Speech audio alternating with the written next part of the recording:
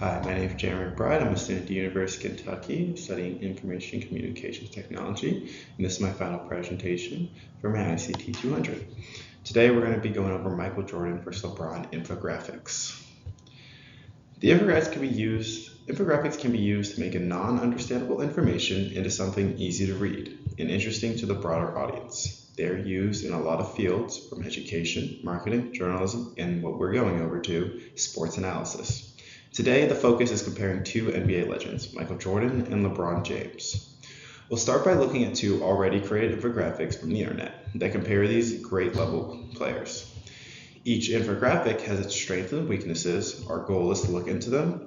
I have also made a new infographic I designed to benefit a bigger audience. Throughout the presentation, I will explain my thought process, design, decisions, and how I use critical and creative thinking to create a good visual representation to compare these two amazing players.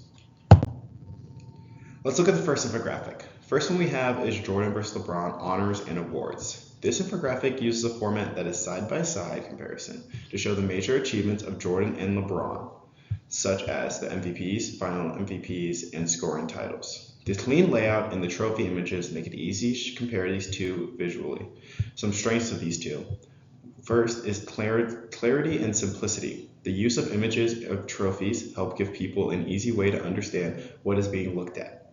This is needed because it helps people quickly understand the award without needing to read a lot of the text. Other part they have is great is balanced design. The black and white images of Jordan and LeBron make sure the focus stays on the awards, while the red and blue colors give an easy way to tell the players apart. The colors used are good because they use contrast to draw attention to the key differences between the players. But this infographic has weaknesses. Two of the weaknesses, one would be audience limitation. This infographic is only for casual fans, but does not give a deeper look at the statistics. It doesn't include advanced numbers like player efficiency rating, PER, or win shares, which is used by big time analysis to measure and show players' performance. Another is the lack of context. While the numbers are clear, the infographic doesn't explain how these awards and stats were earned in the time of their careers. It doesn't mention the level of competition each player came across or the different eras they played in, since there's such a difference between the 80s from Jordan's time and the 2000s of LeBron, which are both important factors comparing their careers. A principle from class that this goes over is noted in our Interactive Design Foundations article on data visualization. Clearness or clarity is important for audience to stay interested. This infographic succeeds in clarity, but misses the chance for storytelling. Storytelling in infographics helps to give context to make the data more readable and gives the audience more memorable information. Infographic 2. Who is the GOAT? Now let's look at the second infographic. It focuses on the same players, but adds more categories, like NBA selections and All-Star MVPs. It focuses on the same players. Oops, my bad. This infographic has the goal of comparison of the statistics of Jordan and LeBron. The strengths one is comprehensive data. This infographic includes more detailed comparisons, appealing to fans seeking in-depth statistics. It covers a wider range of achievements and accolades, providing a more complete picture of each player's career. The use of color highlights also, the red highlights of Jordan dominant categories, drawing the attention to his superiority in key metrics. The use of color on the higher achievements helped to show the importance of where each player was better in their career, making easier for viewers to see the strengths. Weaknesses of this one though.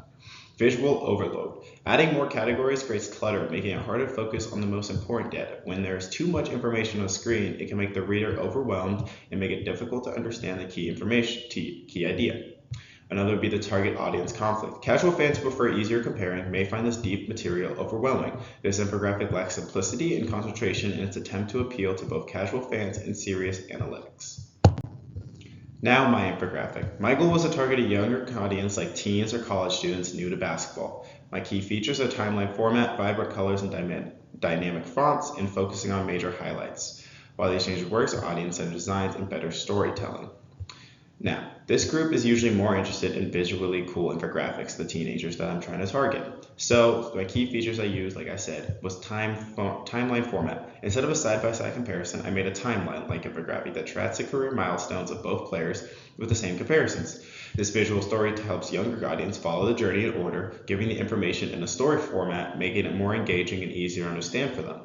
Next, I used vibrant colors and dynamic fonts. Younger readers enjoy the excitement and interest in the bright colors like orange, red, blue, and others provide the timeline's major accomplishments and present in larger types. Bright shades of colors and trendy fonts are used to attract viewers to improve the infographics look. Another is the focus on major highlights. To avoid overwhelming the audience, I included only the important categories: early years, first championships, peak years, key scoring and achievements, retirement, and comebacks. By focusing on the major parts, the graph shows a clear and simple overview of each player's career. Why these changes work? One is being audience-centered design. I changed the layout to appeal to younger readers who like easy stuff to read. This was given strategy by the Sphinx Digital. This method makes sure that the infographic meets the requirements and the interest of intended readers. Better storytelling. This timeline tells an interesting and informative story, as recommended by the Interactive Design Foundation. Telling a story makes the infographic stay relevant and remembered. In the end, creating a good infographic takes a solid understanding of the target audience, as well as the ability to explain difficult ideas in a creative way.